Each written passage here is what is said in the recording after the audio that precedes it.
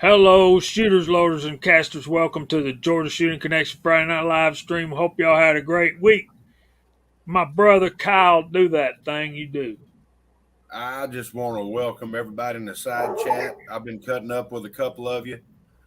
Some of it's been through text messaging and all that, but glad everybody's here. Another wonderful week. I had a rather boring week, which is odd for me, but enjoyable. Um, Glad to see everybody here. We have a magnificent panel. Everybody pick a number between 1 and 9. 7. Whoever picked number 5, go ahead.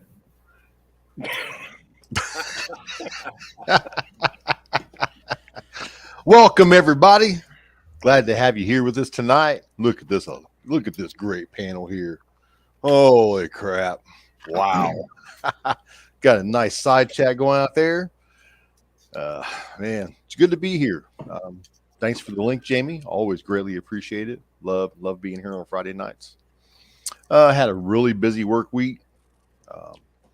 Had a little catastrophe at work yesterday, which took a big cleanup. But you'll have that. You'll have that. 3. Yeah. And got some videos I just put out. Got some more coming out.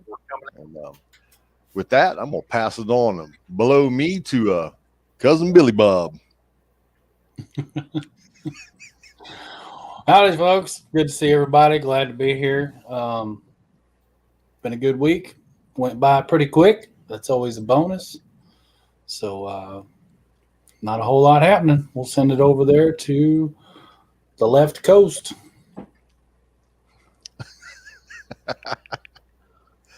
Thanks for inviting me on. As always, guys, glad to be here. It's something I look forward to all week.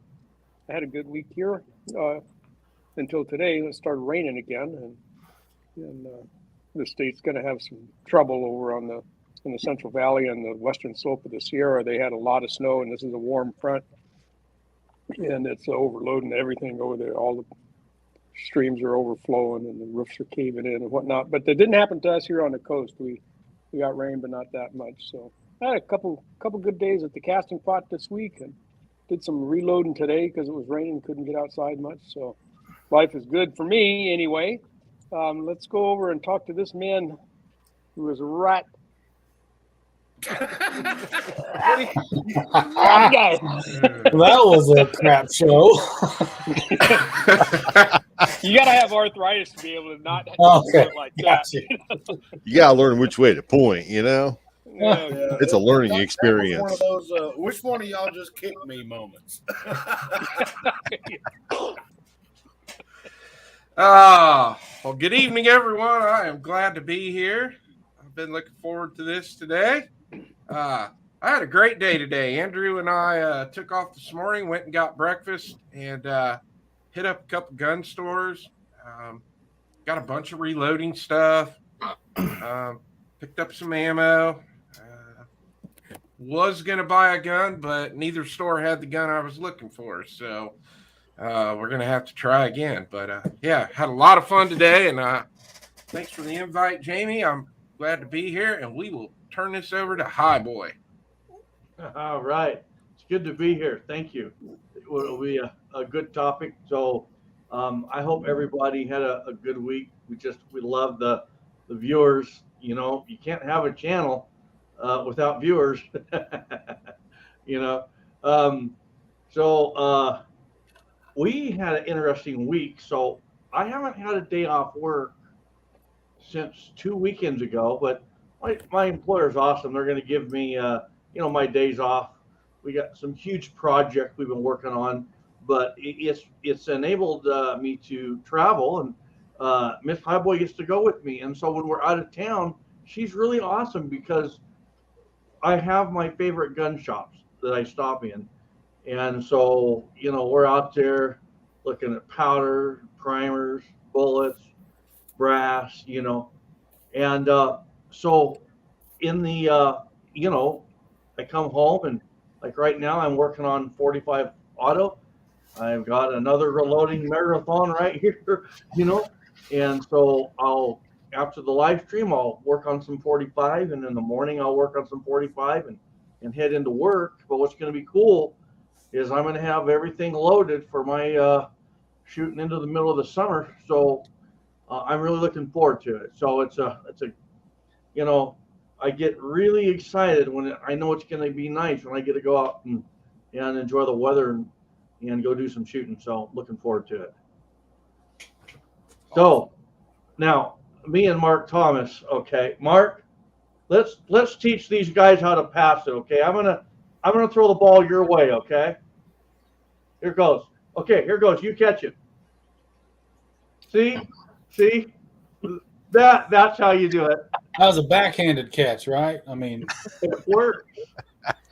You learn something I don't want every it. week. That's what's great about this chat. You learn something every week. That is absolutely true to life for me because I cannot catch a damn ball to save my life.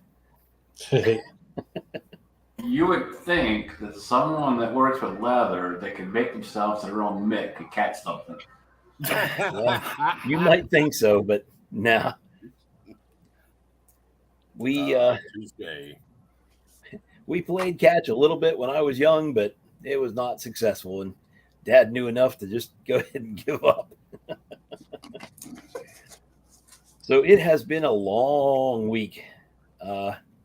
We actually had a nice day today. It was a teacher in service day, so we didn't have kids.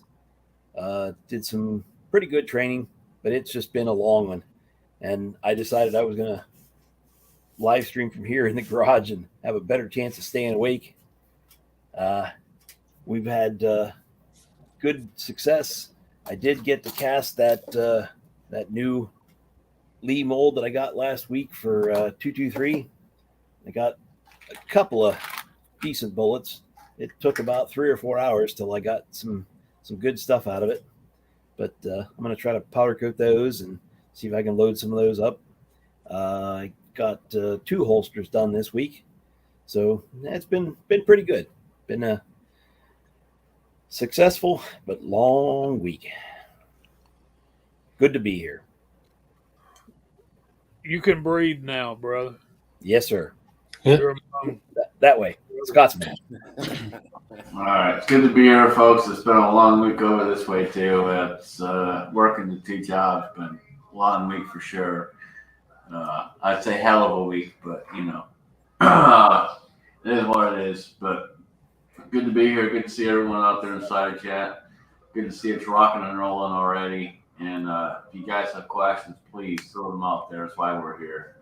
We're here to help. We're here to answer questions and do what we can. So throw them out there. I would like to throw a special thank you out to my brother, Mock. He made a special holster for a sheath or holster, however you want to call it, for my brother. And it arrived today back home, and it fits perfectly. I mean, perfectly. So, based off of measurements and nothing else, the man did a fantastic job. So, Mark, thank you, brother. I appreciate it more than you know. My brother appreciates it more than you know. And it means I appreciate the challenge and opportunity, brother. Yeah. So, it means a lot to me because it came from you, and he has it, and so it's awesome, man. Thank you. That's what's I can great speak. about That's a this difficult community. challenge. You are very welcome, and I learned a ton of crap on that job, so I call it a job. It wasn't a job. You know what I'm saying? That's what's great about this whole entire community is somebody will take a challenge and just take the ball and run with it, so to speak. No pun intended. My brother literally mentioned having a sheath for his knife, and I happened to be at work driving that night, and I took the time and was talking to Mark for I don't know, 2 hours back and forth. Yeah. And we went back and forth for a while, figuring out measurements and so on and so forth. And he's showing it right there, but it fits perfectly, guys. I mean, fits perfect. based off of measurements and nothing else. Beautiful. So you want to talk about a hell of a leathersmith right there. That's awesome. I'm learning. Nice. Really Well, nice. I want to thank all the panel for being here tonight. People wouldn't tune in to watch me by myself, and Kyle probably. That'd be pretty bad. So thank you guys, and thanks for all the side chat. If it wasn't for y'all, we could just do a Hangouts, right? Oh, they quit doing Hangouts. Yeah, it's Google Meet now, by the way, for anybody's interested. So tonight we want to talk a little bit about storage, and that's going to look different depending on what aspect of the what you're going to talk. What that can range anywhere from um, our loaded ammunition after we get it reloaded to cast bullets to our firearms to store bought ammo, whatever you want to. What are some of the best ways? I'll start and just throw it out there. Um, as far as my firearms, I like them in a fireproof safe.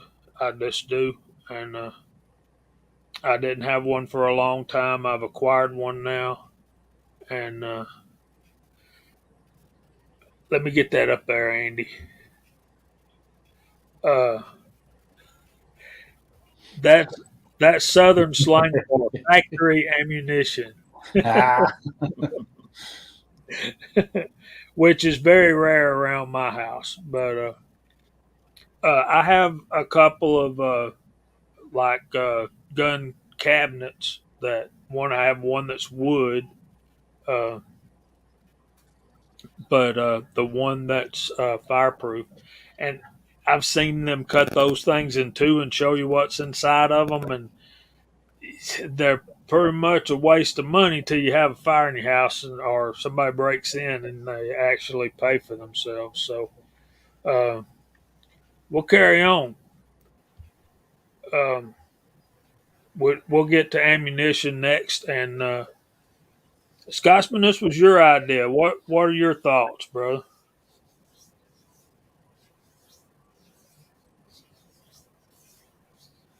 Him is indisposed, I imagine. So The So- weasel, the weasel is weaseling. So I threw it out here because a lot of people have different ways of doing things as far as bullets, as far as brass, as far as lead, as far as powder coated bullets, how they store powder coat, so on and so forth. So I kind of want to throw it out there and get some of you guys different ideas of how you store your stuff, because some folks out there that's just getting into this may not have an idea of what to look for or how to do this. And it may seem like a simple thing, but at the same time, it's something that a lot of people don't think about.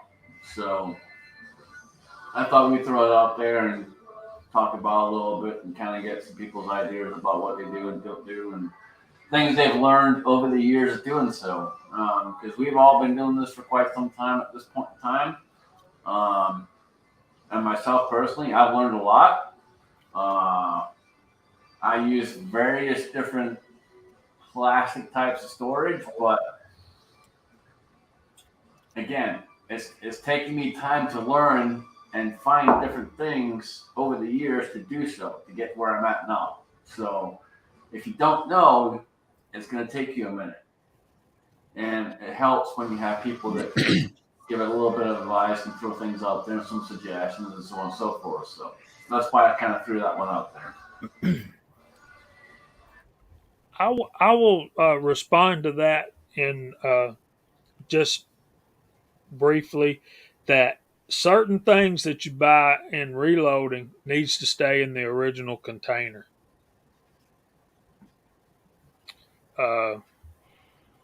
Primers, powder, that sort of thing needs to stay in the proper container. And when we talk about safes, Look at that. No, one thing why you got him blowing up. One thing I will say is, you see that powder hockey he's got sitting right there next to him.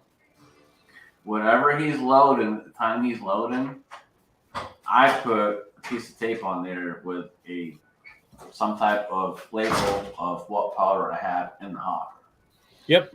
There you go. It's very important to do, as well as keeping the same powder right by the press I'm still using.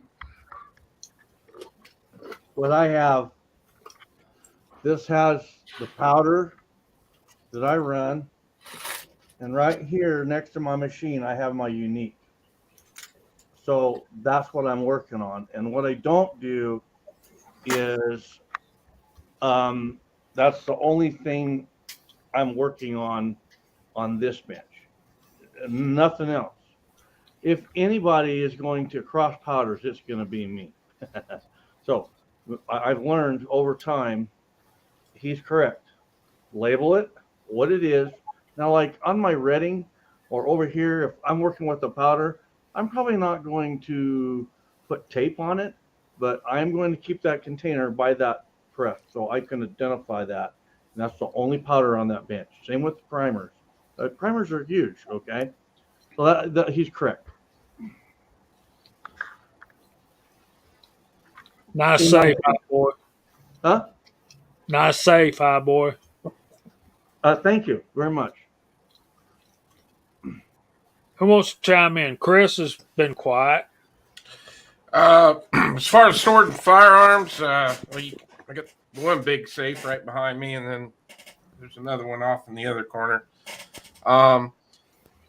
Keep them all in the fireproof safes, and then I like having the door pockets. So anytime I buy a safe, I want all the pockets in the door so I can hang my handguns there. I also like putting lighting in them with motion sensors on them. So as soon as I open that door, the lights kick on so I can see what I'm grabbing in there. Yeah, I don't use the gun cabinets for guns. We can get into that later, but yeah, the guns all go in a safe. So if I'm not here, they're all locked up in the safes, and then all I got is the only thing out of them is whatever I'm carrying that day. So, but yeah. But I like having those pockets in the doors. That frees up a lot of space. Be able to put all my handguns on the doors, so I can use the rest of the space for my rifles and shotguns. My safe don't have those. What it does have is a kind of like a hanger, a wire, or like a that comes down like that, and that works pretty well. So one thing about safes is I've always said they're really not as fireproof as we think. It's not to really keep the bad guys out. It's just going to delay them. Okay. The better the safe, the longer it's going to take for them to get in. But when you're talking about like a fireproof safe, one of the things that I don't do, I don't keep ammunition in that safe. There's no loaded guns in that safe, because if you caught fire and you had ammunition in your safe, there's a chance that that ammunition is going to ignite in that safe. So I keep, I used to keep it all in there, and then several years back, I got to thinking, that's really not a good idea. It's kind of like having the fuse on the inside of a safe. So I'll tell you this just happened in 2022. It's a very true story. I wish I could tell you who it was, but I don't have the permission to tell you this. But a very, very good friend of mine, he had his place set up, had over well over 1,000 firearms. One time I asked him, I said, how many primers do you have? He says, I have over 1 million primers. I said, how much powder do you have? And he says, I'm going to tell you something, and don't you forget this. When anyone asks you how much powder you have, you plead the fifth. And he was being serious. Well, his place caught fire last year, and all his primers were in these military ammo cans sealed. He said when the fire department showed up, they were behind the fire trucks ducking because every couple times a minute, these ammo cans were flying through the air and people were ducking. And he said those cans were exploding hot, and anything that had ammo stored in it like that was a bomb. So with our safes being sealed the way they are, if you had a lot of ammunition in that, there's a good chance that you're creating kind of a furnace bomb effect in your safe, and that's totally working against the idea of what it is, because most safes, they don't really survive fires anyway. So that's just kind of my input, you know. I agree, and I'll say this: Idaho said, "Is he the only one that plays Tetris when he opens up his gun case?" And I'm like, "No, it's not just you." Um, and I put in there that safes never hold as many guns as they're rated to, and he replied with that comment I just had up there. My safe holds 36, actually 12. And I'm like, Right. Yeah, I love the door pocket features when it comes to gun safes. Like you say, it says it holds 64 rifles. No, it don't. It'll hold like 28, and then you got a couple of shelves to put some stuff on. Well, Like what most people don't factor in is, does it have a scope on it? Does it have this? Does it have that? So on and so forth. right. As soon as you throw a scope on, as soon as you throw on iron sights, as soon as you throw on this, that, the other, it makes a difference. So If you own 12 guns, get a 64 gun safe with pockets in the doors for your firearm or your handgun. So I do not like storing ammunition in a enclosed container. I mean, I do keep my reloads in 50 cal ammo cans and stuff like that, but it's not inside of a safe, which, you know, there's arguments to each side of that. My gunpowder, most of my gunpowder is stored in my gun safe, one of my safes, and it's a fireproof safe. I've never set the safe on fire, so I don't know how accurate it is, but I figure that's better than nothing. But I've got fire extinguishers all around the house. I don't know. It's probably going to be too little, too late if anything ever happens. But you know, don't be late to the party. yeah, the only way your safe is going to hold as many that it's rated for is if they're all single shot shotguns and you got one butt down, one barrel down, like that, back and forth all the way across and all the way around. Yeah. Exactly. So Pollard says BB guns. I don't consider myself to have an arsenal, but I have 3 gun safes. I asked a gunman or a safe manufacturer. I asked him. I said, I'm curious. You know, this safe holds 72 rifles, and I said, why is it that they never do? And he laughed and he says, it will. He says the thing of it is whenever they put that on there, they're going off the true definition of a rifle. A rifle's a rifle. It doesn't say it's got a scope, and so he says he says between you and me, safe manufacturers have to have something to sell. The bigger the number, the more excited the people get. But when it gets down to it, once you put that scope on there, you've just halved your real estate right in half. Yeah. You can take a 72 gun safe and put 14 rifles in it and a couple of 8-pound jugs of powder, and that sucker's full. Just saying. All right, let's finish getting around the room here. Walter, what do you think? Well, I have 2 safes for my firearms, one for the handguns and one for the long guns, and they're fairly heavy duty safes. They're both not very big. I don't own all that many guns, but I do keep them separate. Don't keep any ammo in the safes, and I don't keep a lot of loaded ammo around anyway. I've got ammo cans. There's 12 of them. They're sitting right on top of the safes, stacked up. 30 caliber cans, and they might have 250 rounds in 50 round boxes in each of them, and that's it. That's all I keep in there, and that stuff rolls over pretty fast. So I don't load thousands of rounds and keep them stored that way, with the exception of some rimfire stuff. I got quite a bit of rimfire stuff that I rat holed just before California decided that they weren't going to let us buy ammo online anymore and have it shipped to our house. We can't do that anymore. So I stocked up on 17 HMR and 22. So I got quite a bit of that. And that's not in the safe either. That's just stacked up in a closet, but it probably should be in a safe. I don't know about you guys' estates, but here in California, if a kid walks into my house and picks up a gun and goes and shoots somebody with it, I'm the liable person for that, not the kid and not the kid's family.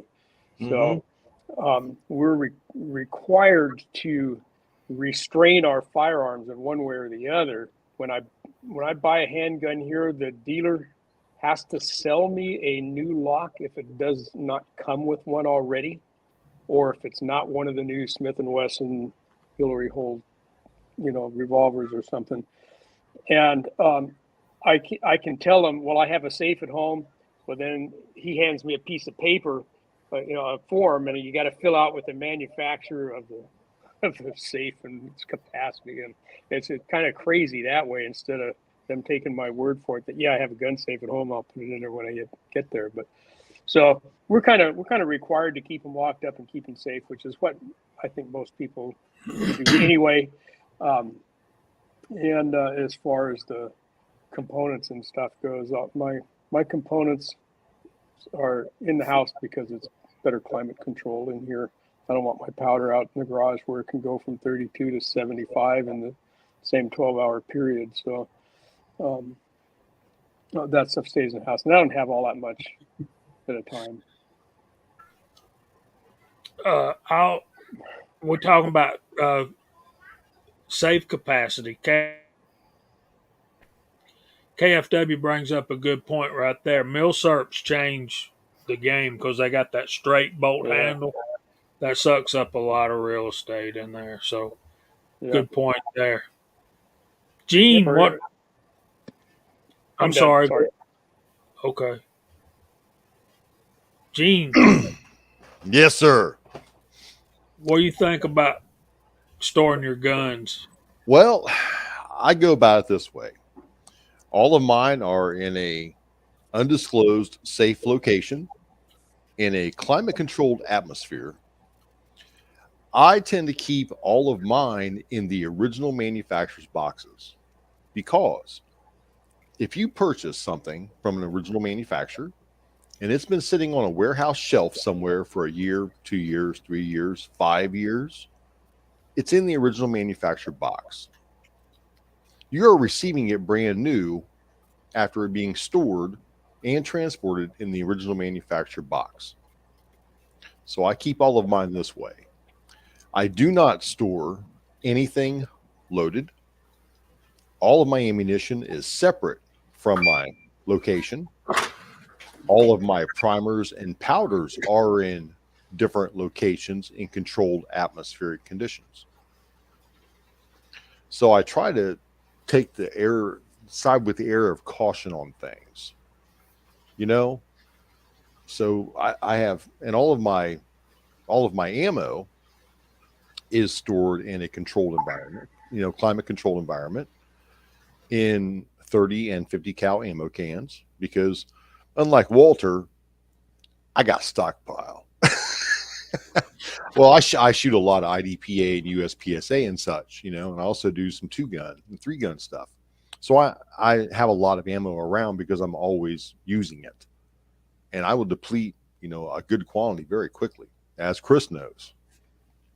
Chris knows we go through ammo like, like running tap water. It's crazy the amount we go through. But I believe in just erring on the side of caution with everything. Be safe about it, if you would say. Fortunately, I do not have any children in or out of my house, so I'm not really concerned about the juvenile issue coming into play. There is only just me and Ms. Hotshot and other adults that come into our residence. So, although adults can be quite childish at times too, you never know. Absolutely. Wait, what? Wait, hold on. Did Gene Reload from the Hot Box just say that adults can be childish? Wait, what? Say what? Well, I am coming to you live from the hot pot. Yeah, you need to leave the Scotsman out of this conversation, Gene. I'm just saying. Sorry, guys. I don't know what happened. You lost a lot of weight really fast right there, man. Scary, ain't it? Yeah. And I've told y'all since we began, y'all watch out for Paul Lloyd. He'll get you laughing and you'll disappear. Well, he puts all his powder into one container to save space. That's a good idea. I might try that. Nope. Okay, public service announcement. He was kidding. Right. I did pick up a 4-pound jug of Shooter's World Ultimate Pistol today. Oh, It's been at the shop. From what my bosses told me, Shooter's World stopped selling to the general public because of a military contract. Yeah, buddy. So they're dedicated to that. And so this has been sitting on the shelf. 30 feet from where I work every day, and I've been looking at it. He hasn't done anything with it. So today I said, "Hey, what are you gonna do with that?" He said, "Nothing." You want it? I said, "Sure." He You're gonna love it. It's just like, well, I won't say just like, but it's very similar to a power pistol.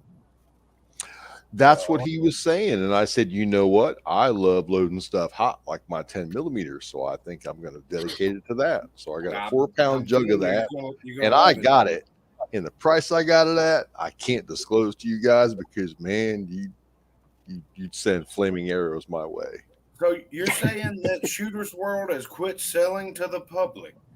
Yes. Just that one powder. Yes, because of a military contract, from what I understand. Well, you say yes. Is that all powders or just that one? Just the Shooter's World. It's the Lovex brand. Yeah. Rebranded Shooter's World, so they stopped doing Shooter's World, and Lovex is only supplying their military in their country. So there's no more heavy pistol available or blackout or no. Whatever's on the shelf is whatever companies have, buy it now because you ain't gonna get it after. Yep. Wow. So a 4-pound jug, just reloading 10 millimeter with it, it'll last me for a minute. Oh, it lasts for it lasts for a long time. Who we got left to go around here? What's Mark Thomas? Oh, yeah. We didn't hear from Mark, did we? Oh, yeah, I guess we did. Mark's got to go. Go ahead, Mark. What you got? Mute.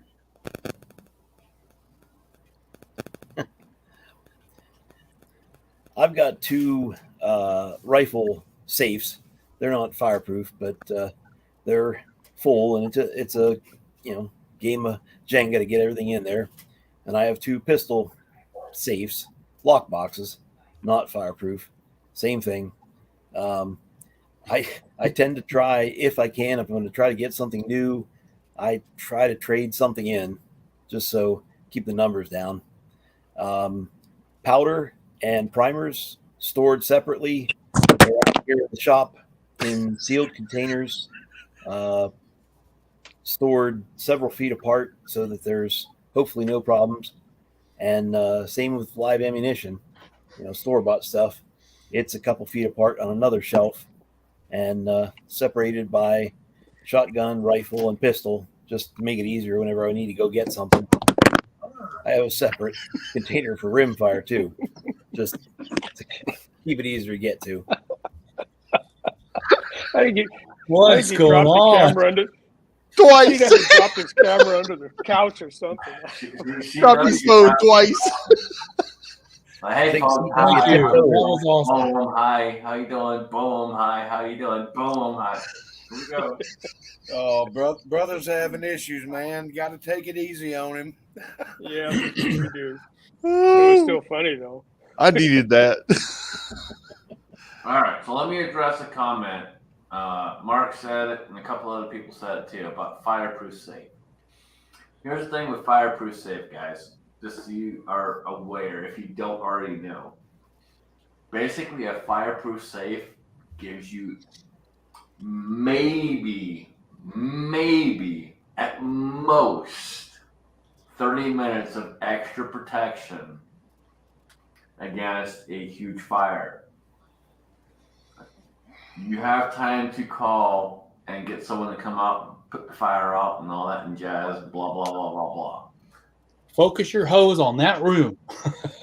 Well, look at it this way, okay?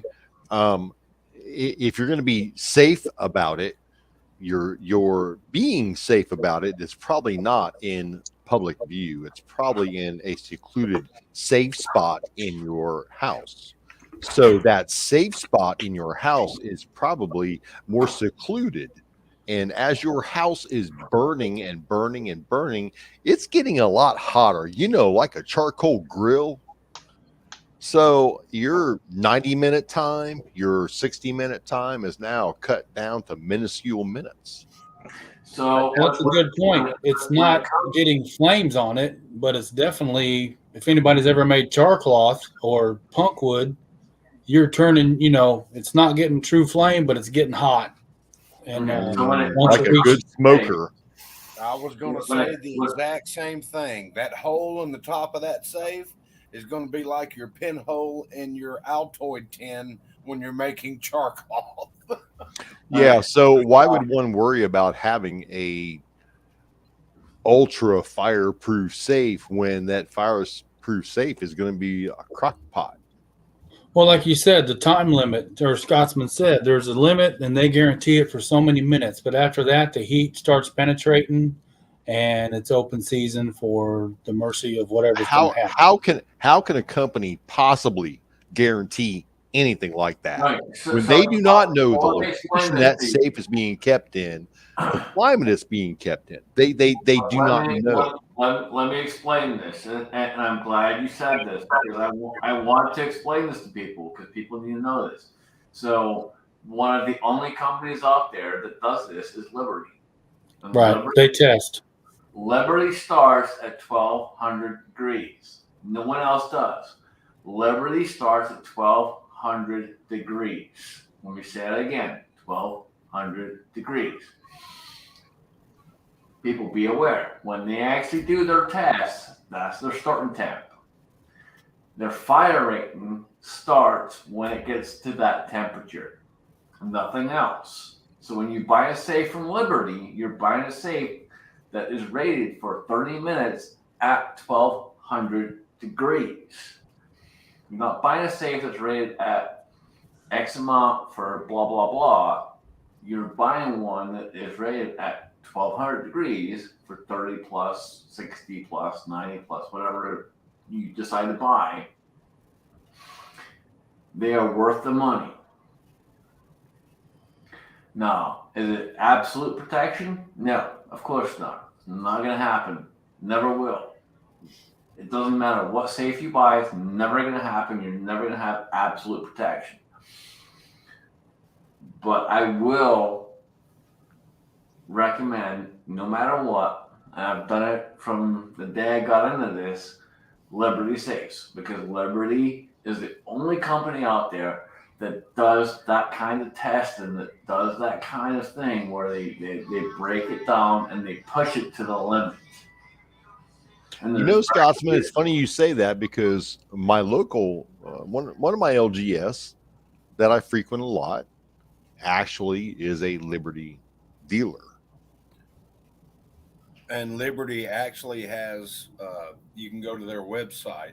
They have videos of their safes in buildings that they've burned down with thermometers in there and all that stuff, and the guns will be just fine. And the I don't know if they're using storage buildings or what, but the building's gone. You can literally go watch videos of Liberty dropping stuff on top of safes. They push their safes to the limit, and I'm not joking when I say that because it was something that was very very specific to me because I'm a collector, and so many of you guys out there are as well. And so I wanted one of the best safes I could get possible. I'm not saying it's going to do the best job ever. I'm not saying it's going to protect it no matter what. But I want to make sure that the money I'm spending, the money I'm putting out there, is getting me the best safe I can buy. Yeah, I mean, as far as something for inside your house, I will say that Liberty is a top-notch company. Is it the best option that you can do? No, it's not. A friend of mine has a two-story garage, and part of it is dug into the dirt with a huge, I'm not going to mention the company name, safe door. And everything inside of that safe is surrounded by, it's 20 feet underground. All right, let me address the comment. To be. Hold on, Kyle. Let me address the comment. So, Fuzzy's out there. Fuzzy says if you have lots of money, like Scotsman, buy Liberty. Dude, you don't have to spend lots of money. The safe I have was less than $500. Great investment. They run sales on them. But if I may interject here, fellas, we've been at this 47 minutes now and have not said hello to the side chat. So everybody type in 88. We've got Winchester Model 88 Guns and Outdoors. Welcome. I don't believe I've seen you out there before. Maybe I have. I'm 60. I don't remember anymore. So type in 88 and we'll say hey to the side chat. Okay, so we got bang. It's gone off the page. Hold on a minute. Well, there it goes. Off the rails. Off the rails. We got Walks Fletcher reloading from the hot pot. Abigail Finnegan, Bobby Barlow, 6-shooter Texan, Garage Guy 879, Dwayne 7834, Georgia Shooting Connection, that'd be Kyle. Wes, Idaho Rogers USMC, Andy 79Z2844 times 2, Bama Dad. I gotta talk to you, man. You probably close by. M. Gabriel, Tactical Fud, Paul Lloyd, Tommy Boy 88, 76 High Boy Reloading, Fuzz T Fork 8, Georgia Trapping and Fishing. What's up, Trapper? Mark Thomas is in the side chat and the panel. Kyle, Papa's Place, Tim S., Chris from the 740, Thor's Axe, Senior Master Sergeant Bulldog, James Pollard, Abigail Finnegan again, 69. Garage Guy 879, Drew Bradley, Hobbies Hobo, Bulldog, Trees are Blowing, Walter is in the panel and the side chat. Andy 79Z28, Hillbilly Up. Yeah. There's Lever Guns 50. What's happening, buddy?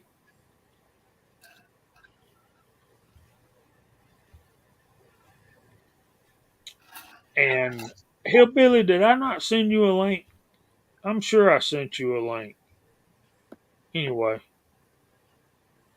Okay, so I think we beat firearm storage to death. shall we talk about ammunition storage? Well, and one of the big things I want to kind of bring this up for was because how do you store your bullets? How do you store your brass? How do you store your cast bullets? How do you store your lead? And so on and so on and so forth.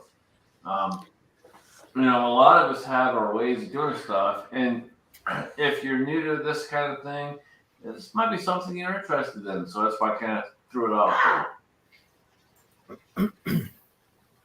Okay.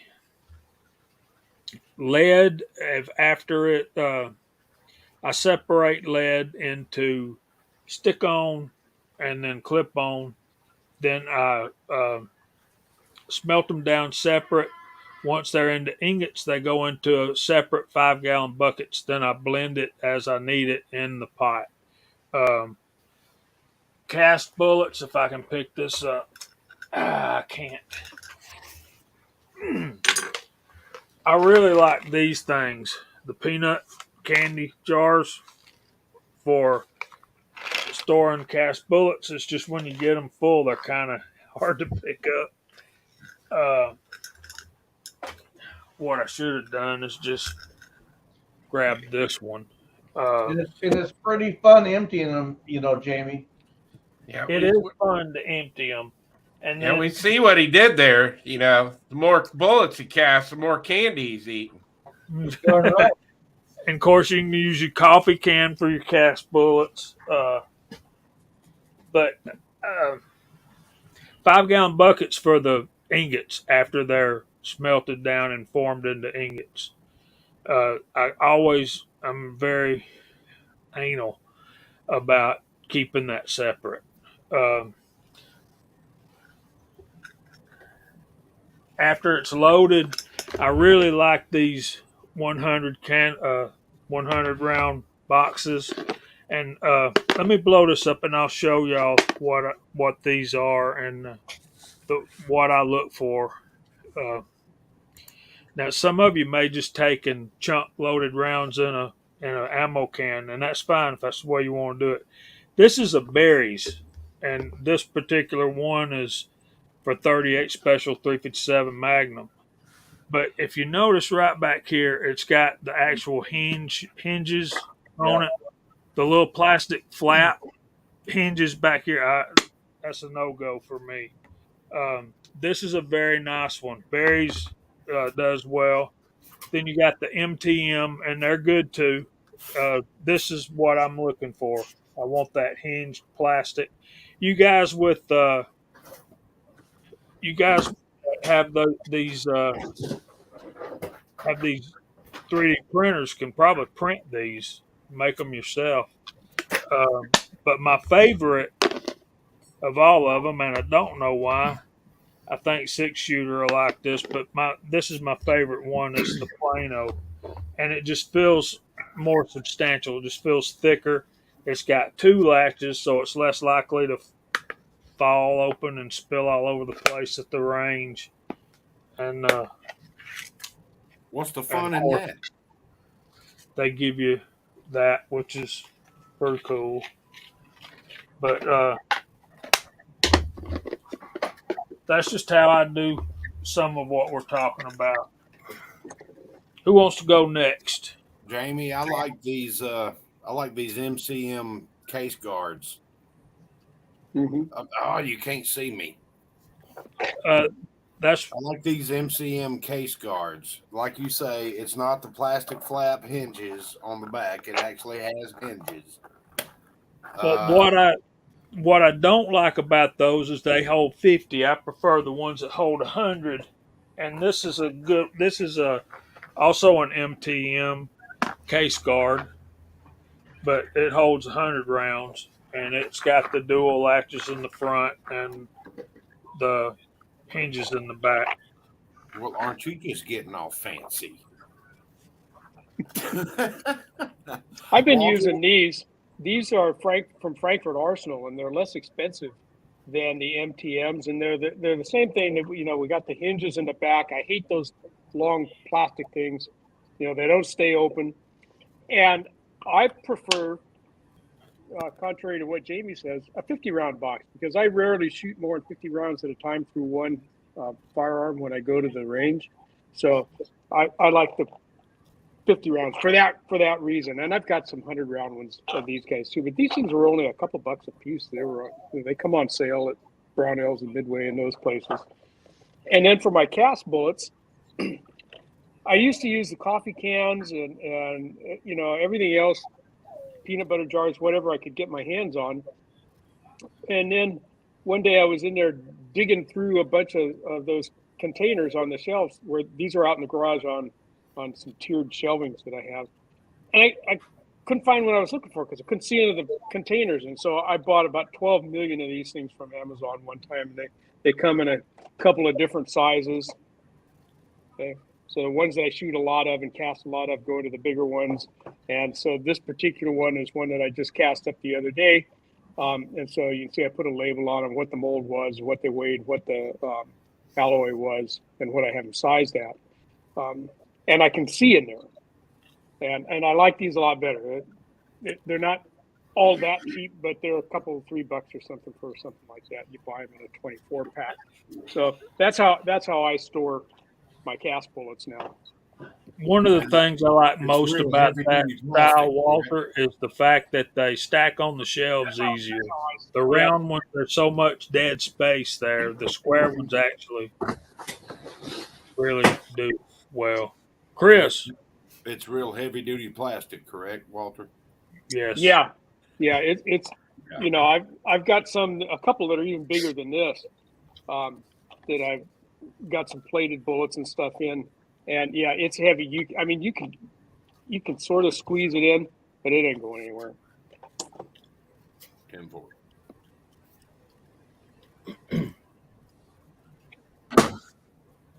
Go ahead, Chris. Okay. Yeah, I'm a big fan of the MTM case guard. So all my competition 9mm reloads, I use the 100 pack case like you were showing. But I have them all, they're all bullet down because I use the ETS the cam loader to grab 10 of them at a time and slam them in the mags when I'm at a match, just so I can get through my reloading process after each stage real quick. But what I like to do with those 100 pack cases, then I buy the big, they're the MTM cases. They're about this tall, but they're real wide and deep. And then you can put, I believe, 30 of those cases inside that case. And then I try to keep 3 of those full all the time. That way, if I run into a pinch where I can't reload or something, then I've got enough to carry me through a season as far as the bullets go. But yeah, I love those little MTM cases. You get that many in there, you're gonna have a forklift to pick it up. They get pretty heavy, yeah. Yeah, they get heavy pretty quick. But yeah, they're nice because once you have those, then those big cases, and I can stack them 4 or 5 high under one of my benches to save space too. So, but I keep all my ammo in one of those. Now I don't put them all in those individual cases. Sometimes I'll take a Ziploc bag, throw 100 rounds in it, and I got a label maker. I'll label like the date I made it, what powder's in it, what the case length is on it, and throw that bag of like 223 planking ammo. I'll just throw like 100 of them in a little Ziploc bag and then throw them in those big MTM cases then.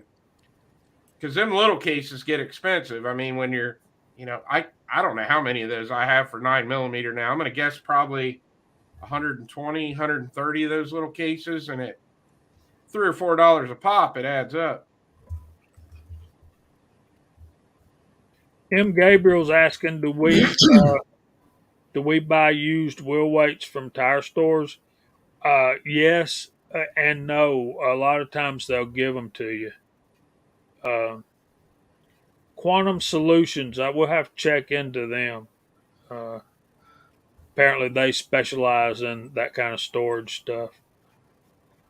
Well, the thing about getting lead wheel weights from tire stores is I'm not going to buy them from them, but I may have to pay them to put ball joints in my truck or something like that.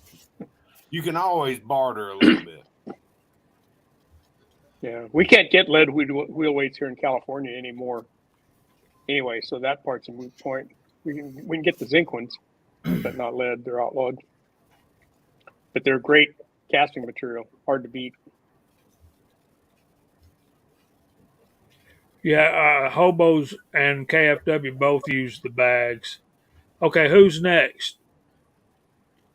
Gene? Sure thing. I'll go next. Well, storage goes. All of my competition ammo all goes into a 50 cal ammo can, just loose, because I reload in such a quantity that there's no point in trying to put it all in cases. But when I do go to the range, I use an MTM and I use a 200 round pack, 100 rounds per side. And I also go with full loaded magazine because I'm going to shoot no less than 250 rounds at a match. So I like to put it all in one container, easy to go. Once you load it, it's fine. They're all bullet down, easy to pick out. I use a Speed Bees reloader, which is brand specific. So it locks your magazine into it, and it's a scissor action on the back of it. You close your fingers, drop a bullet in, open it up, it loads the mag. So I load pretty fast out of this. So you guys didn't show any like multiple past 100. Well, here's a 200 MTM. I have not seen. And we got hot pot stickers on there naturally. Absolutely. And I got new hot pot stickers in today.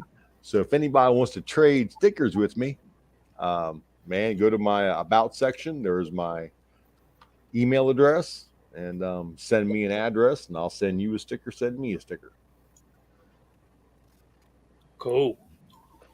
I'll go next. That's all I got to say about that. As far as my firearms, I just got a couple gun cabinets, not heavy duty safes or anything. Pretty much like everybody else said, you can't get what they say in them, but you stack them right, you do good. Try to keep your scopes off the side; they don't get nicked up and banged up.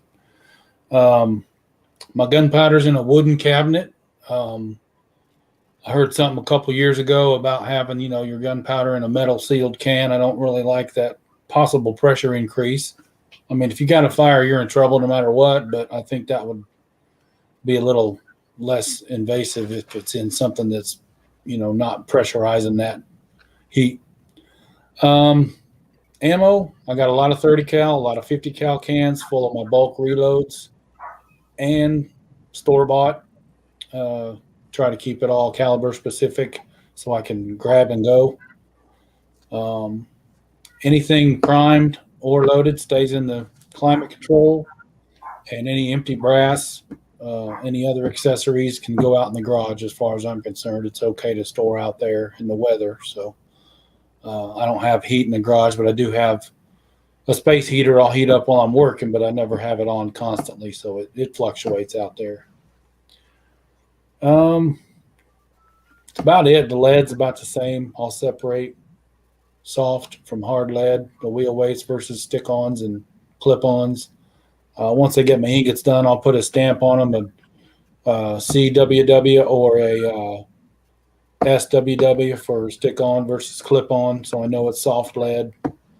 Usually you can look at the color and how much the pore spot sunk in. You can almost judge whether you got hard or soft lead on you. But other than that, I like the 100 pack storage units for my rifles. And you got maybe 2 or 3 possible workups in there. And one-stop shop there when you're at the range. And then I do all my bulk ammo in loose containers. It's no big deal to me. Having it separate in those little trays is probably good for if there's any temperature fluctuation. But other than that, we'll pass it to whoever.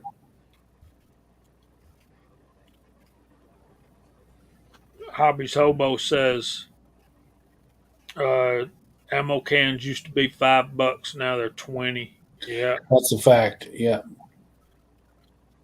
We get lucky and see the 30 cal cans for 10 and the 50 cal cans for 12. But yeah, they used to be $5 and $7. Yeah. And that used to be a token thing. They're basically giving them to you for next to nothing back in the day. Anyway, who's next? Hi, boy. Well,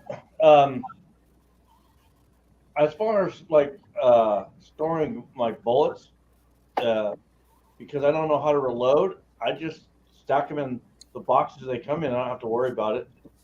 You know, where's Walter? He would get a kick out of that.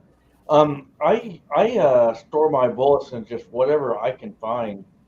Um, uh,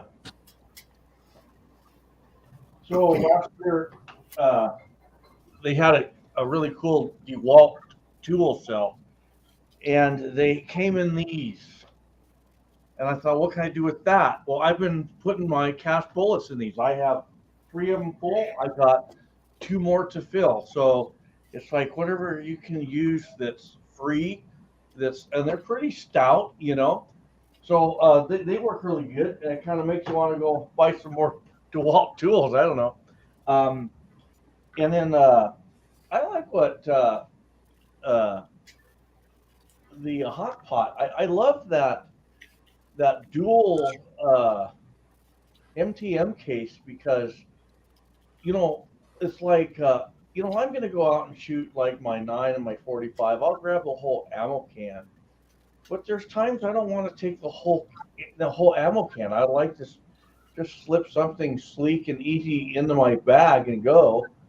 And I really like that. I think I'm going to check into those. That makes a lot of sense. I like that real well. As far as my lead, I've always got them in process. Lately I've kind of got a place that's been just giving me their lead, right? And so right now I've got about 3/4 of a 5-gallon bucket. I'm going to melt down into will weights. When I'm done, I just put it down under the bench and just keep stacking it. And what I'm really excited for is I'm getting ready to finish up my 45 auto, and then I'm done with my ammo. I'm going to start casting, and that's what I'm really excited for.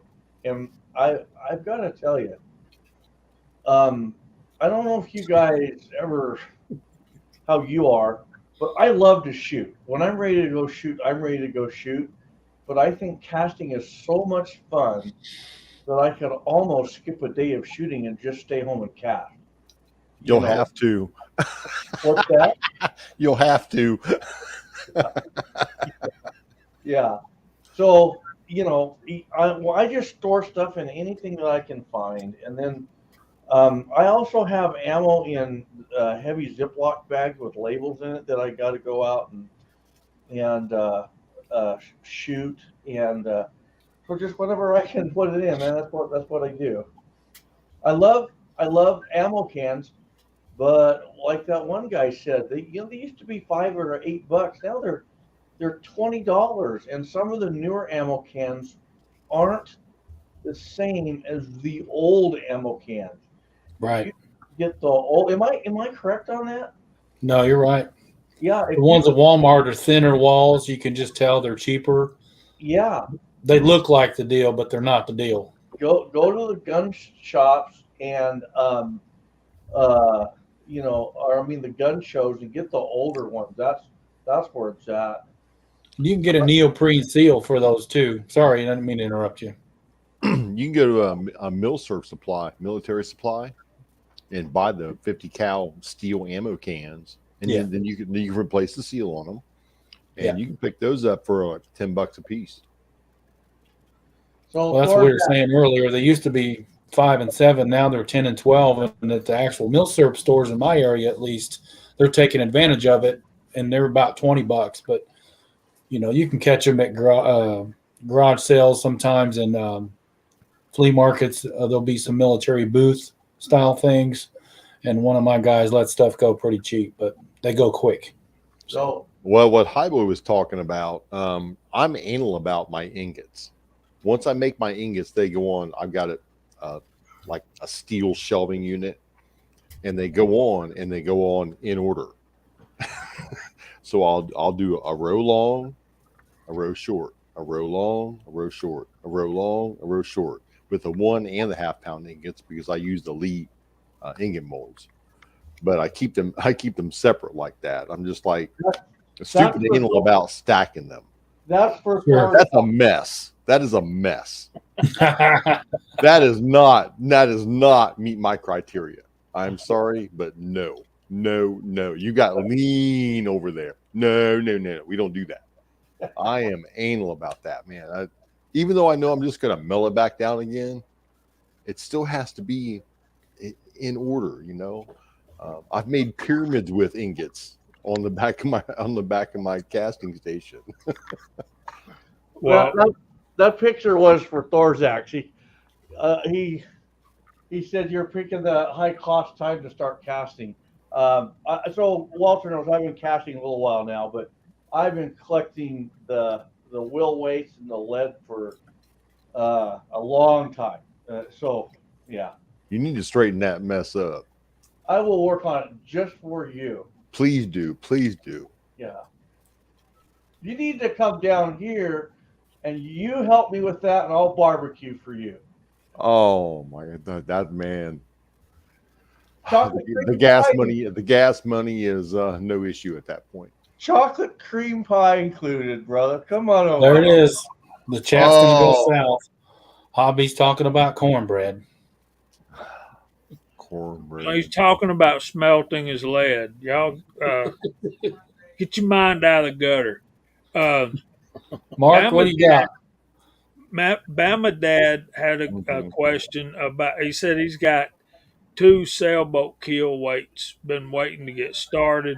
Should I mix it with something? More than likely, Bama Dad, that's going to be pure lead, and it's going to be too soft for actual bullets. You can Dad, get down you're to not your. gonna want that. I'll give you my phone number and email address. You just tell me where to come pick it up and take it off your hands. I mean, Andy's leaving us. Good night, Andy. Sleep well, brother. Buddy. Yeah. Good night, Andy. Now you can use that sailboat keel lead if it's in small enough pieces. Most of the time, the stuff that I've run across is in just huge chunks, and it was difficult to deal with. But there are other alloying materials that you can get your hands on, and you can mix it with some linotype or some super hard in a tin from thanks for giving rotometals.com. away the secrets, Walter. You got That's more why lead we're than you here, know what to do Kyle. with as it is. Now, come on, tell the truth. You and I both do. We don't need no more lead from anybody. But But, one thing that he needs to do is show up with like 18 chainsaw chains. Yeah. And you put on a new one while you send somebody else to the store to get the other one sharpened, or have somebody over there with a file sharpening the other one, because you will eat up some chainsaw chain. Yeah. And Tommy Boy's kind of right there. You're never too sure what that lead is that went in there. You can test it.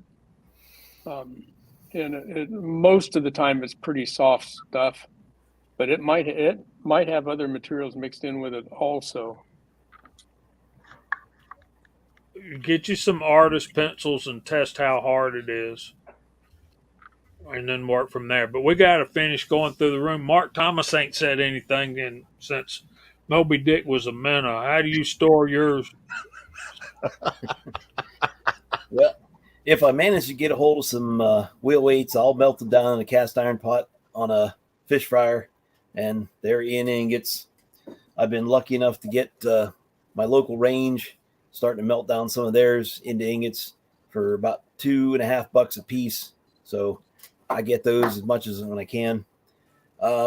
Once I've cast bullets, I've taken to putting them in these little Ollie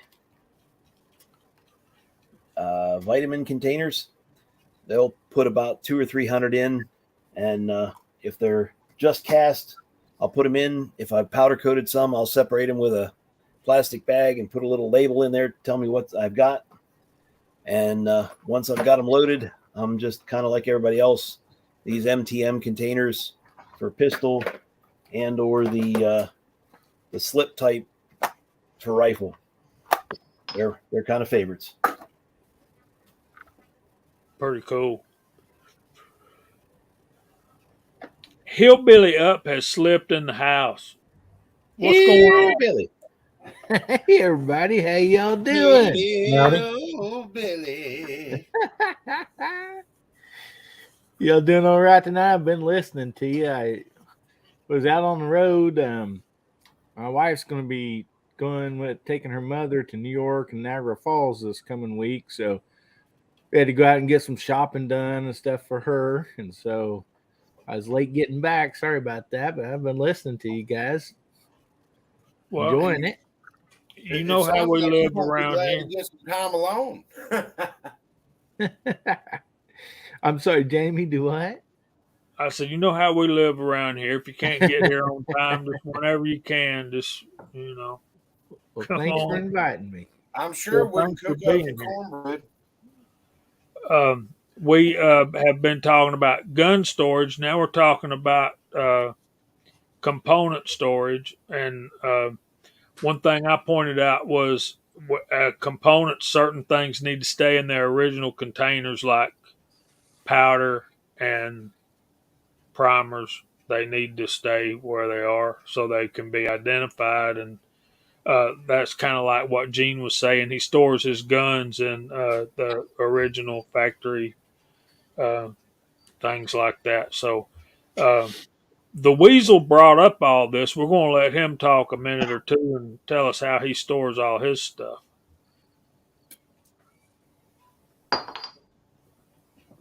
Is he still here? We really are.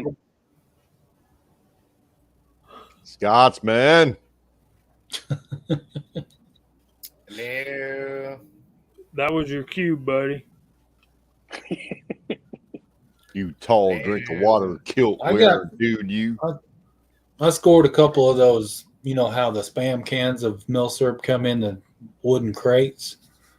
Yeah. I got 3 of those. Well, 2 of them are the Spam cans, but then the third one has a lot of 22 that's still sealed in the factory pack, so it's going to last a good long time in there. But those are easy to grab, easy to carry, stack them in the corner, forget about them. So what you're saying is I should be there about what, 1 o'clock tomorrow afternoon? I'll be moved out by then.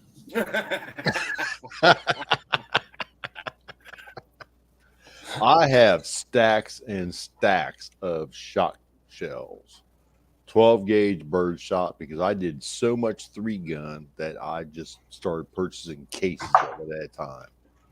Well, and I just could get a brick of 100 for what, $8-9 at Walmart, and if you found a deal by the case, it was what, six of those things for $28 or something.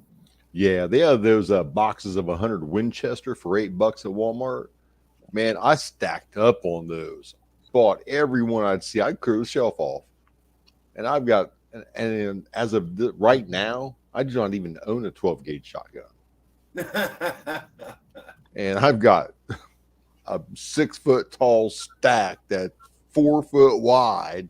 All right, so be there about what, 1 o'clock tomorrow? Scotsman, let me know when you're back, buddy. We need you to tell about your storage methods. And he had some good information earlier about safes. They are, I think it was Paul Loud wrote in the side chat that they're basically sheet metal and drywall with a lock on them, basically. Yeah.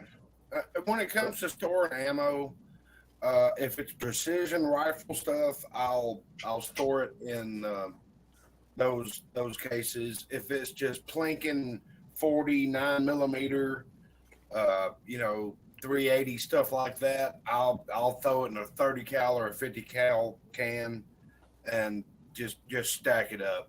I got stacks of it all through the house. It just wherever I can find to put it.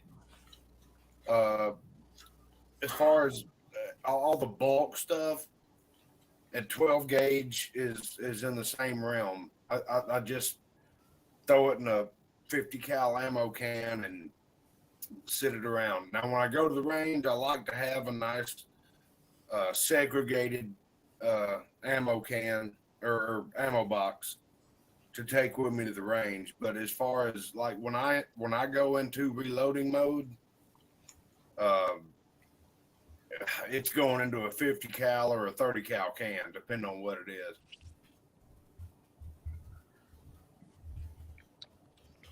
GGW is headed to the casino. Oh Lord, He's in Reno.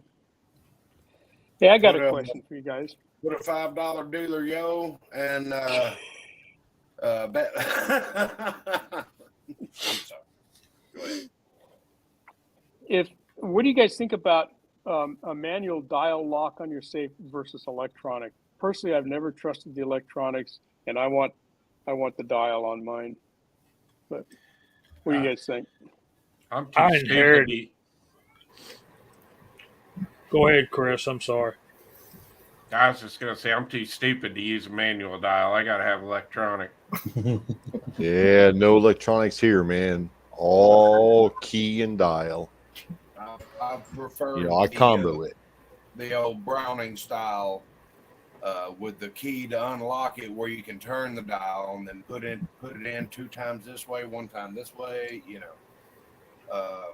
but as I've gotten older, I can't remember the combination.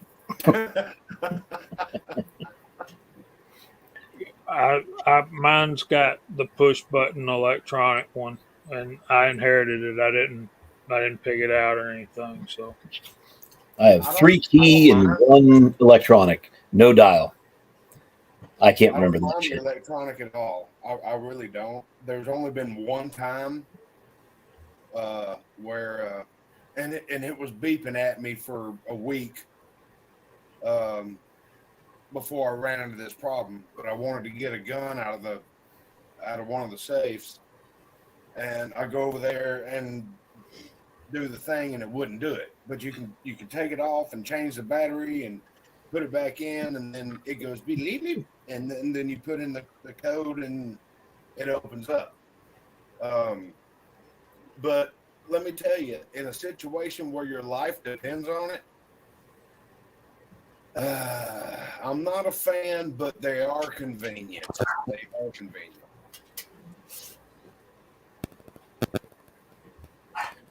I strap my combination on the outside of the safe. People think nobody's stupid enough to do that. Shit, most people ain't smart enough to convert it to the damn dial. Yeah. I still wouldn't even be able to get it opened if it was wrote on the front of the safe. I mean, let me tell you, you got to go 3 turns this way, 2 turns this way, 1 turn this way, and a half turn back. You could write the combination on the front of my safe, and half people I know can't even open it. So I want one kind of like on Green Acres at Drucker's, store. His was 2 kicks and a slap. I bet there's not a whole lot of people in the side chat that even remember that.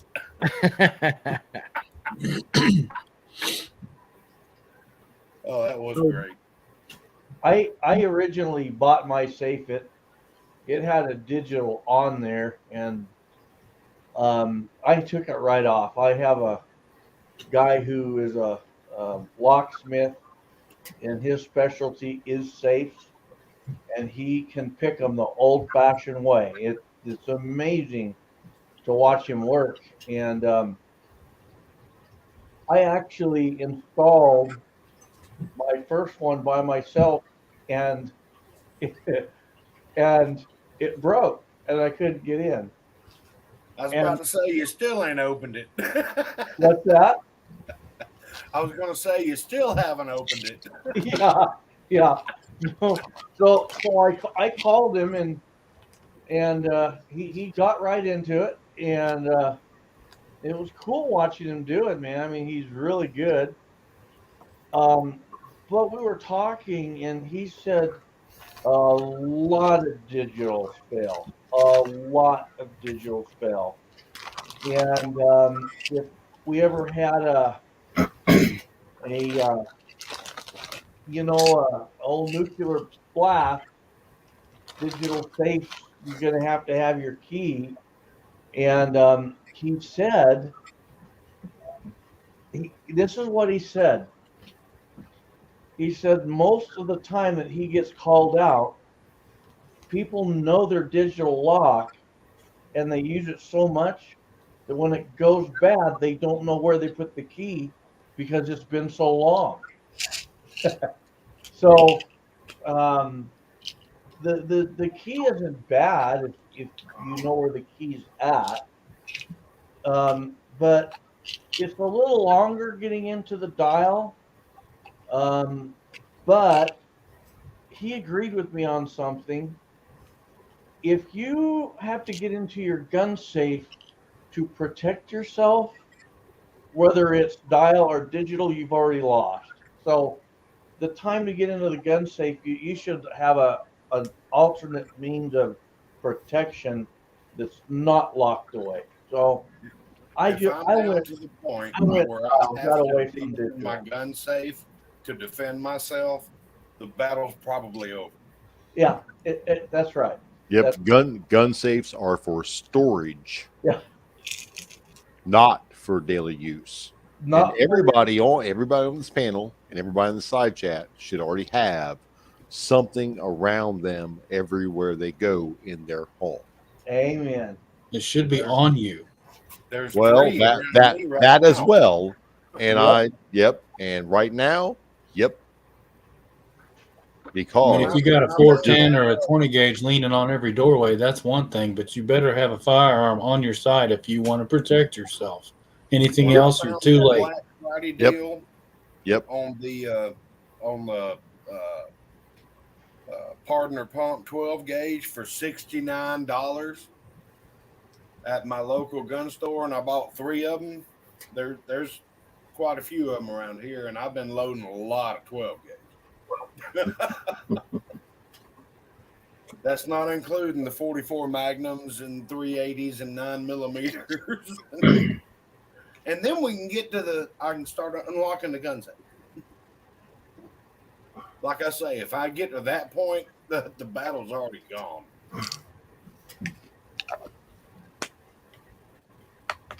But you're gonna play hell getting down there. So, like I said, I inherited my safe, so I have no idea if there's a key. I just know that it's electronic, and I know there's a battery in there, and I know one day that battery's going to die. And It'll one of my start beeping. It'll start beeping. You'll be laying there, or you'll walk by it, and all Why of a sudden it'll beep. why not set an alarm? I mean, we have our phones with us 24/7, right? Every one of us. Why not set an alarm on your phone to change that battery at intervals? Well, you don't know how long it's going to take. I mean, I had to change my Prevent. battery the first It, time after 2 years. it doesn't matter how long it takes, it's a matter of Preventative changing maintenance. it. Yes, preventative maintenance, like changing the oil Well, in your car. You well, can, then you change it can you every. put oil in your car you can have it oil changed once every 100,000 miles. Do you want to do that? No, bad, no. Well, there you go. Then buy a pack of Energizer But Maxes and but Well, change that thing every out on regular intervals. but every January 1st, I'll change the oil in my air compressor at the house. I'll change my smoke detector battery. And ever since I walked by the gun safe and it started beeping, I do that at the same time too.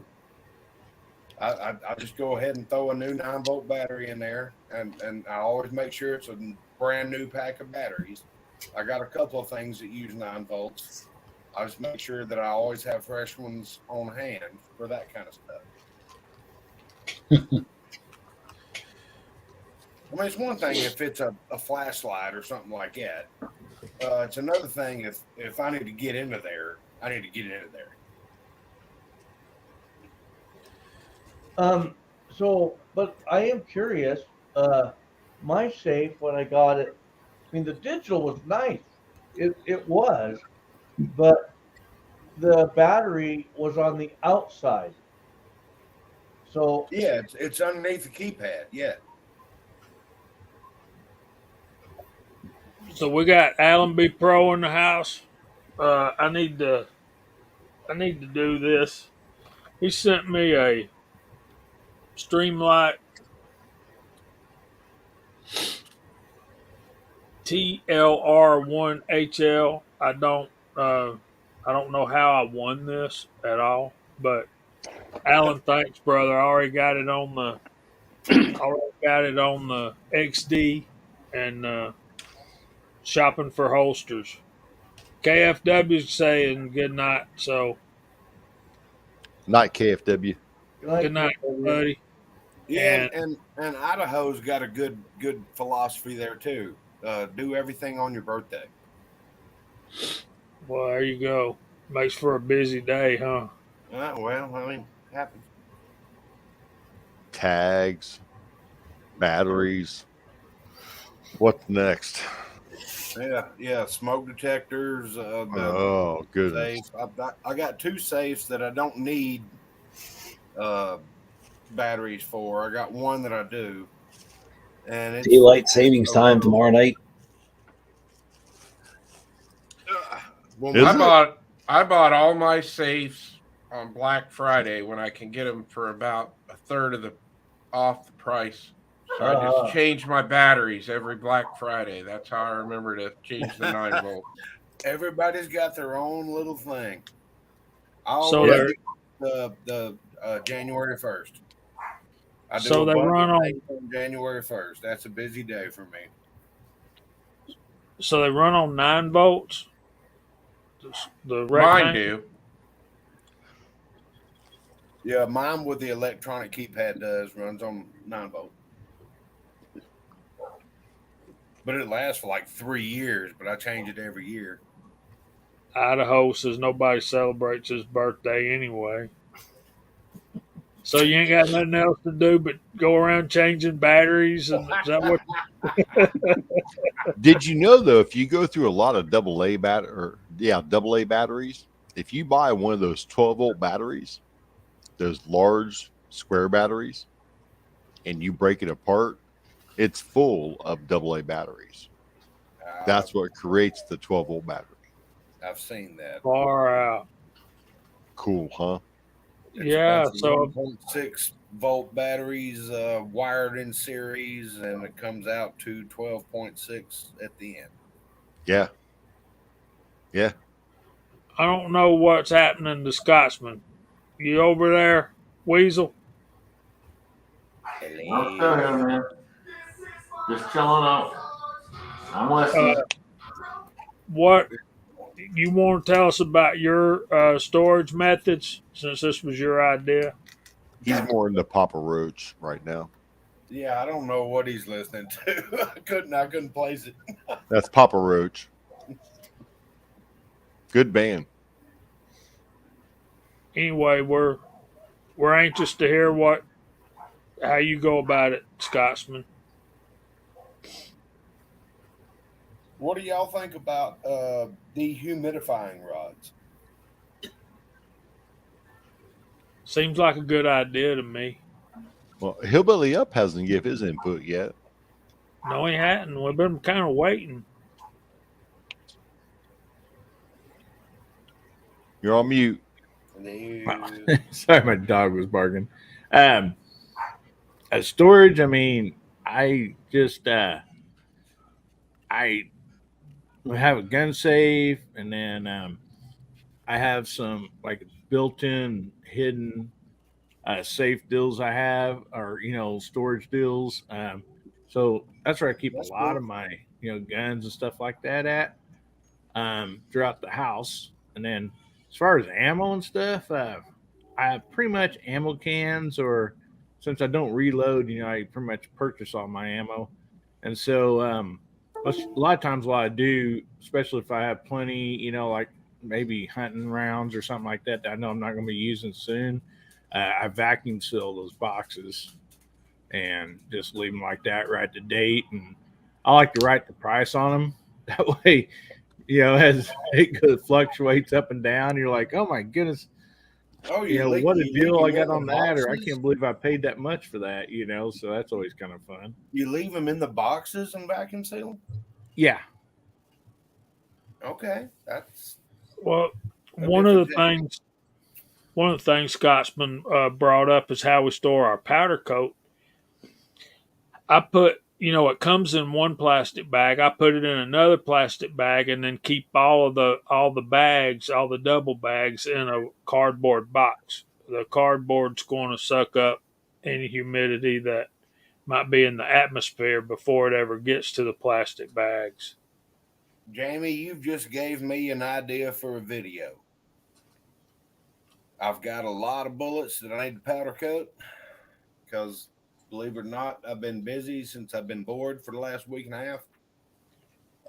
There's 1, 2, 3, 4, 5, 6, 7. There's 8 different colored tubs of powder coat over here that have been sitting here for a minute.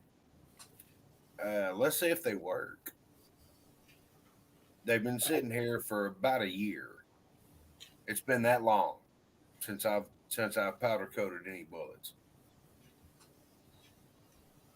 I don't believe I'd have told that, Kyle. Well, the last time I powder coated bullets, I powder coated bullets. You know how I roll. Go big or go home.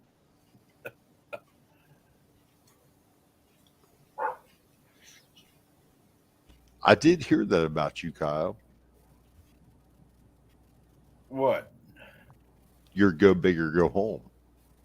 Well, I mean, if I'm gonna sit down and cast bullets, I'm gonna cast some damn bullets. If I'm gonna powder coat them, I'm gonna powder coat them. Mm-hmm. Yeah, I mean, I go through about 3 potfuls every time I sit down. I get up, walk around a little bit, go get me some water, maybe smoke a cigarette, and go back to town. And you want 38s, 9mm, 44s, 45s. You want hollow points, I just and Willie did the same dang thing, and I still ain't went through all that stuff he cast up. I ain't made it through all of it. Yeah, Renaissance wax, Parkus, that's some good stuff right there. It's not cheap, but man, it's good stuff. Especially for guitars. G23 asked what our thoughts about biometrics was for safes, locks, and that kind of stuff. And they were saying in the side chat about somebody wrote in, what happens when you die? We've all seen those, particularly the Hornady ones that hold one pistol to go on the bedside. What do y'all think about those? I think they're useless. Okay. They're awesome.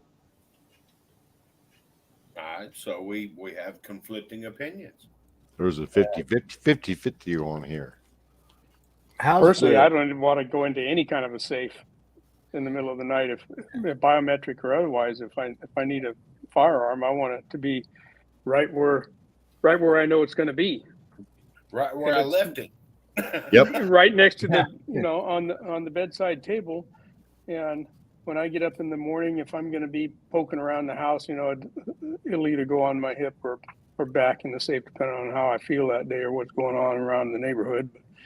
Walter, I love the way that you just said that. Personally, I don't want to have to go into a safe. Well, that's my feelings on the biometrics. You still got to fumble around, and put your hand on it or put a thumb on it or 3 fingers or your nose or whatever you got to do. Most of them are 4 fingers. I'd just as soon have that firearm right there, cocked and locked and ready to go. But I don't have kids or anybody else in the house to worry about either. So It's good at fingerprint stuff. Every now and then, since I have a pool, and there's kids that like to come over here and swim and all that stuff. It's a pain in the butt for me for them to come over because I have to put everything up, or at least lock it away whether in a safe or a different room. But I do go through and remove everything. But yeah, I'm in the same base. If I hear a bump in the night, I want to reach over and boom, there we're at. Let's play ball, bitch. Okay. Anybody else thought on the biometric thing? I kind of agree with Idaho. Nightstand guns on the nightstand. So, yep. So the only other, I'm sorry, real quick, the only other options, I've seen those boxes, and they're like mechanical buttons, but you can set whatever order you want to push, to unlock those, but they're not fingerprint or biometric or anything. Personally, I think if I was going to use one, I'd rather have that. I don't trust any of those. It's pretty simple. You're only as fast as you train, and if you don't train and you don't do it, then you're never gonna freaking make it. So don't rely on this. Don't rely on that. It's only as fast as you can possibly do it. Period. Here, Scotsman. Here. So what we use our safe for is, like, my nightstand gun it's right there. It's hot. It's ready. Watching TV at night, I got a pistol right there. I just always have been that way. Right now, got my pistol on there. What we use our safe for is because we have the grandkids coming over and stuff. We have certain spots in the house where we have guns no one knows they're at, just my wife and me. And we do have a plan of if someone breached the front door, came in, there's one, it doesn't matter which direction somebody comes in. We have a gun accessible opposite, okay? So there's one spot in the house where there's a pistol, and it works really good. That's just what that's for. So if the grandkids come over and they go to that spot, they're not going to get the pistol. That's the only thing we use that safe for. We've only got one, and it works really good. But what I'm saying is it's dependable, and it's never not open. But it's not biometric. It's just the keypad. That's what it is. Which I was against that at first because you think you won't remember it, but as much as I open it, it's ingrained in me. And same with my wife. So that's what we use that for. I would never ever put a pistol in any kind of hand safe like that for nighttime use or right now type of use. Is you just lost, in my opinion. So just to clear that up. I'm gonna seek your protection. G23 asked, does anybody use double-ended wad cutters for self-defense? That's actually a great question. Yeah, we might have to do a whole show on that. Mark with a C said he uses 38s, probably those semi-jacketed hollow points kind of thing. And yeah, a semi-wad cutter is an awful powerful round. Yeah, plus P. What is y'all's preferred home defense firearm? That's a whole show, Kyle. I know. It is, and we're fixing to have to start getting out of here. Yeah, man. I responded back to G23, a 38 might not expand, but a 45 don't shrink. And a 44 don't care. What about RF safe? We're talking about radio frequency. I don't know. I'm not familiar, Six. I'll have to look that up. Radio. He's talking about key fob safes. Okay. No, I would not trust that. I barely trust the keypad. You know, it's how my Harley works is with a key bob, just close by. Yeah.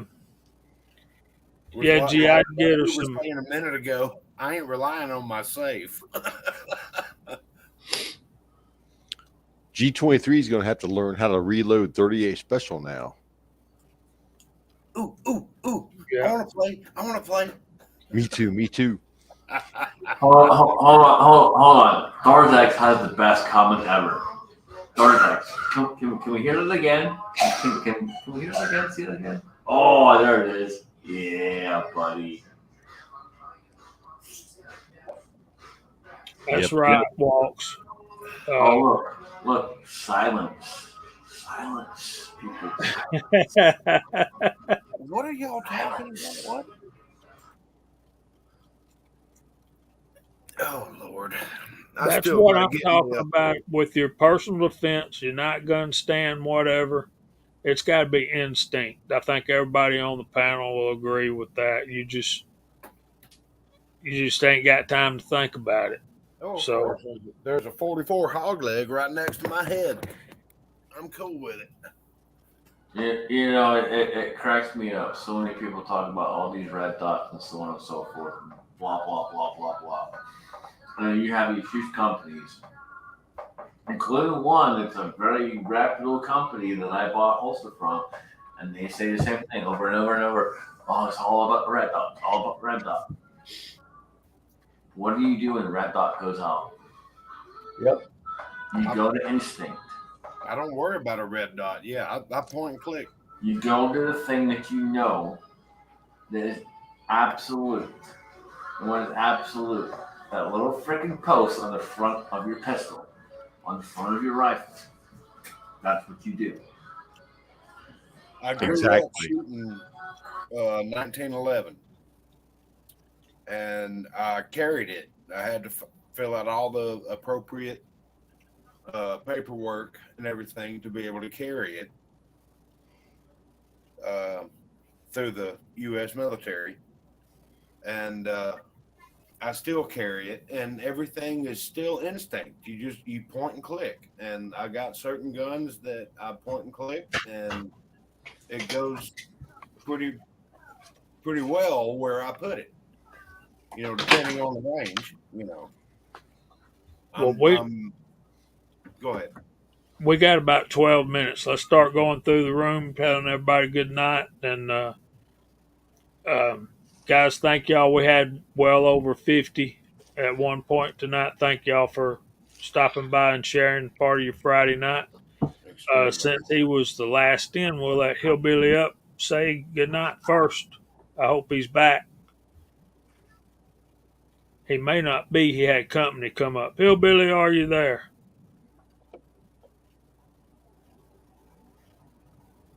Guess not. Go ahead, Walter.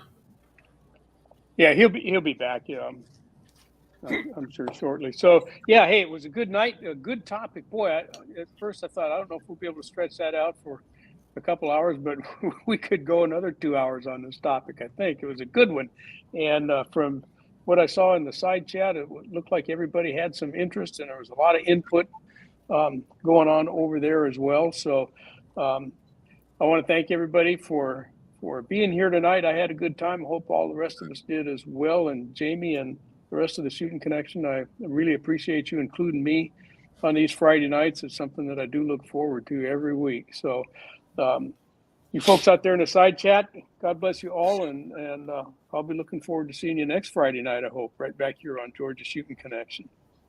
Thanks for being here, Walter. I enjoyed that 68 series today. I'd already seen quite a few of them, but I was telling some of the guys before we started, I said I was watching Walter's videos to the point where they started looping over, and I was watching the same ones over.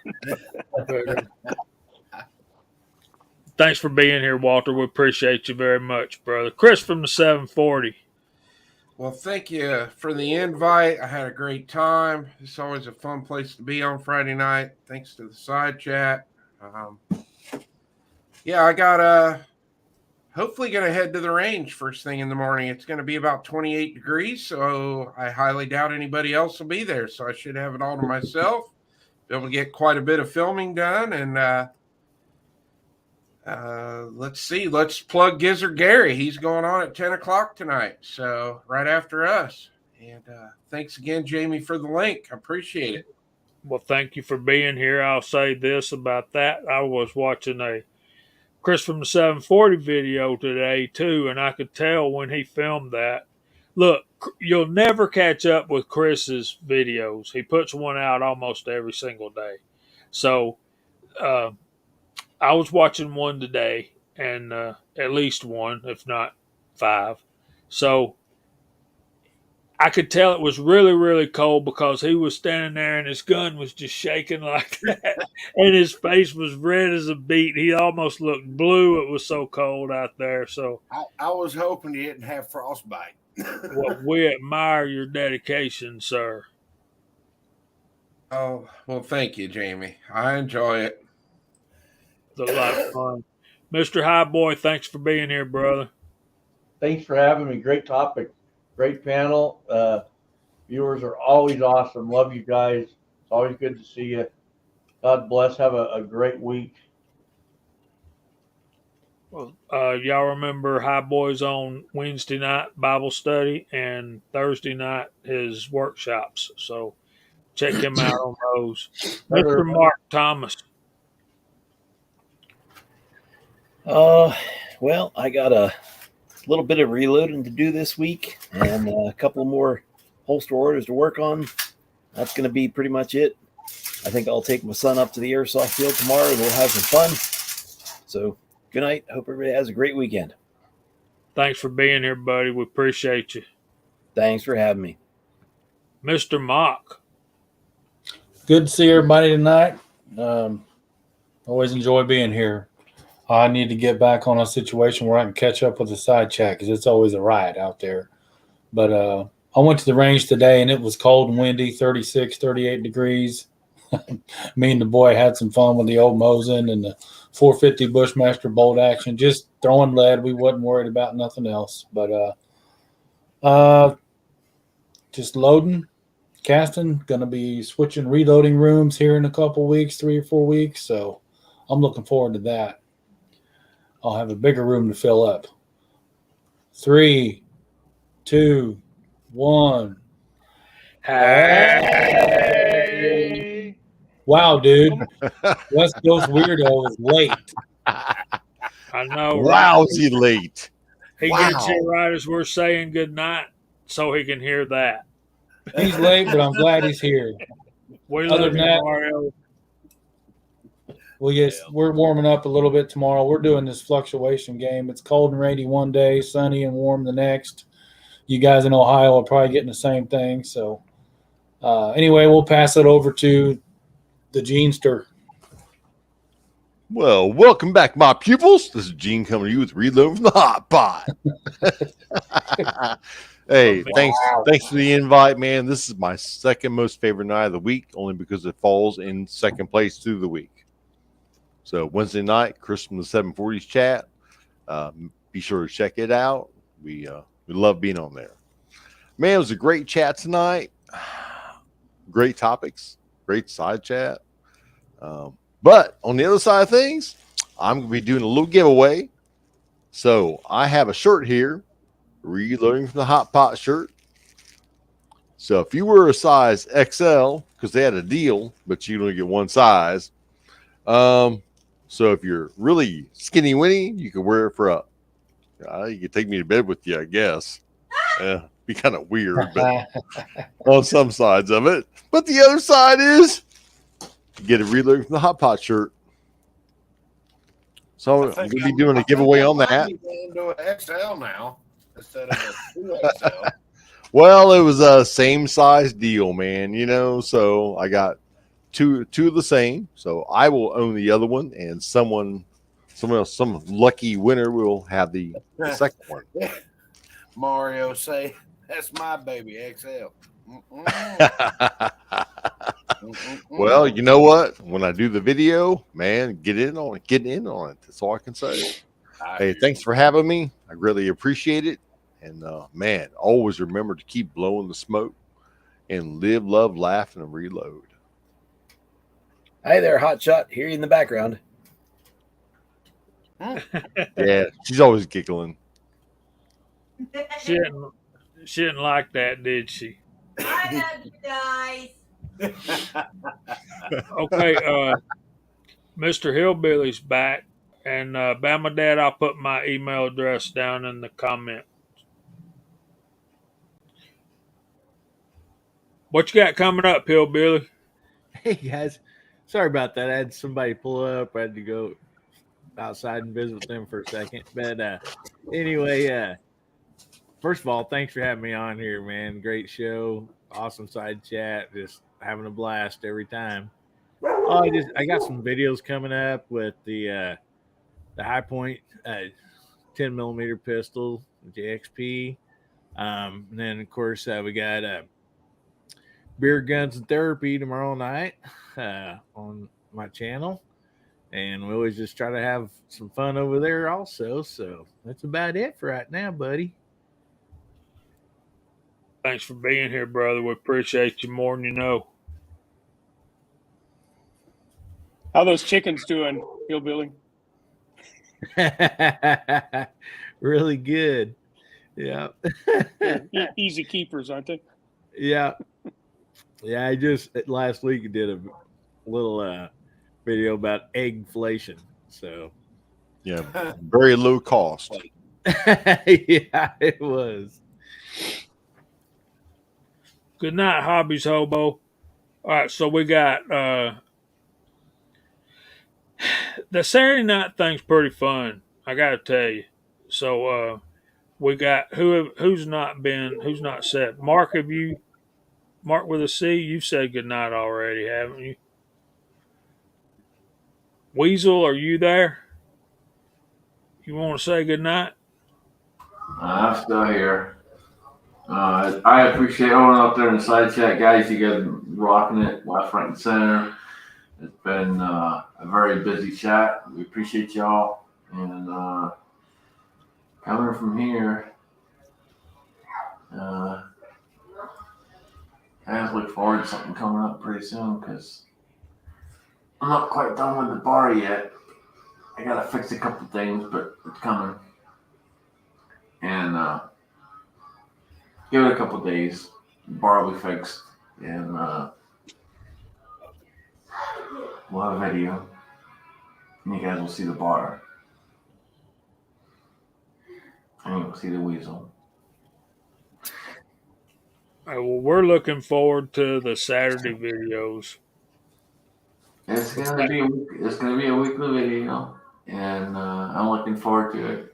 And again, it's gonna be something in honor of Mr. Holzer and in honor of Jack, and I think you guys will like it. So I think we will too. Mr. Kyle, you going to do anything this week? Actually, there we go.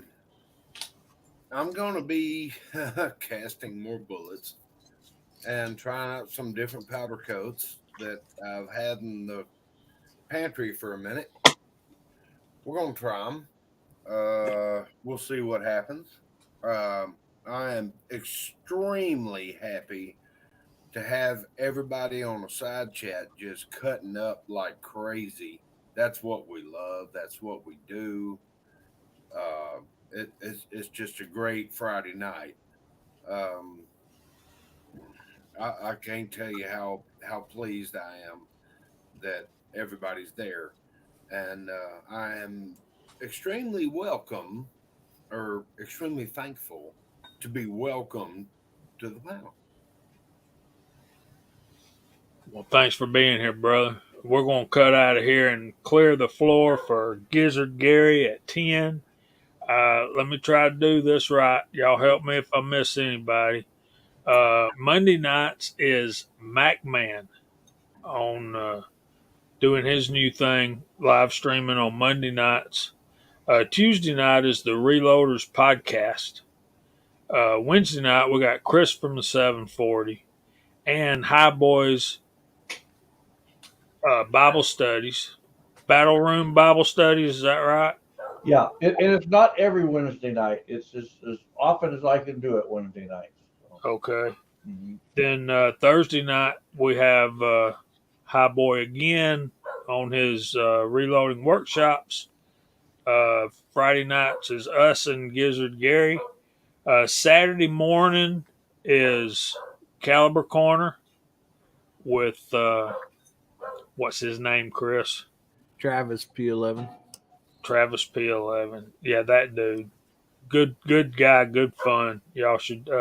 He's got one coming up this Saturday. It's going to be about Marlin Firearms, past, present, and future. So I might have to set my alarm to get up and watch that at 9 o'clock Eastern time. That's going to be pretty fun.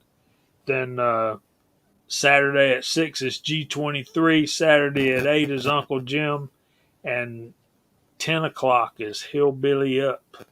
Sunday is Georgia Trapping and Shooting at 2 o'clock, and at 7 o'clock is Foreign and Domestic on the Scottish American channel with Alan B. Pro. So you guys want to check those out. I got a couple of video ideas I'm working on. One of them I'm currently doing some work on. It's going to take a while. It's going to be pretty involved. Other than that, we hope the Lord blesses y'all all real good. And if He's willing, we'll see y'all again next Friday night at 8 o'clock. Say good night, y'all. Y'all come back now. Good night, everybody.